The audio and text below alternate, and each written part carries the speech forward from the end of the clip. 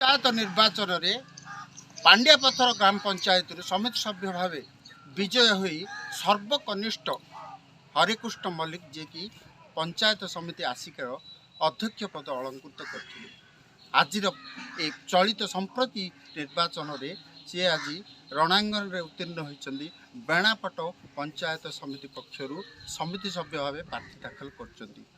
वर्तमान तांकर विजय पाई से तांकर समर्थक सहित भोटर द्वार द्वार भी बुलुंट निजर भोट सपक्ष भोट देवाई लोक को अनुरोध कर जो नुआ तरीका भोट मागिबार जो शैली कौन प्रतिश्रुति रखी से भोटर पाखक जाऊँ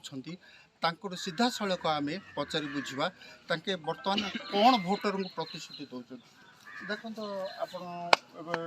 भोटर पाखक सीधा सड़क जाऊँ कौन प्रतिश्रुति रखुच्च कौन भोट निज सपक्ष मागुच। नमस्कार मु हरिकृष्ण मल्लिक पूर्वतन नास्का पंचायत समिति अध्यक्ष।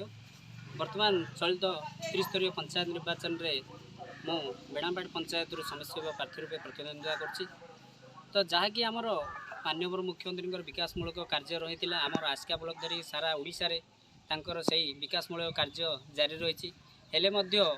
आज जो मु बेणापाट ग्राम पंचायत समस्या प्रार्थी रूपे प्रतिद्वंदिता करछि किछि किछि विकास आउ बाकी रही जहाँकि मु आगामी दिन में निश्चित भाव पूरण करी। आज आम समस्त घर को घर जाई बुली आम सरकार जो विकासमूलक कार्य रही जहाँ किसी लोक मान पाखे पहुँची पारनी से अधूरा कार्य को आम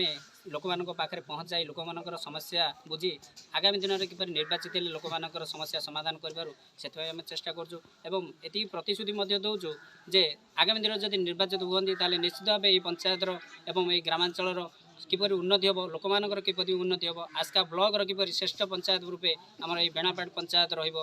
आस्का ब्लॉक को मध्य श्रेष्ठ ब्लॉक रूपे किपरि आम परिवर्तित करूँ से आम प्रतिश्रुतिबद्ध होउछु।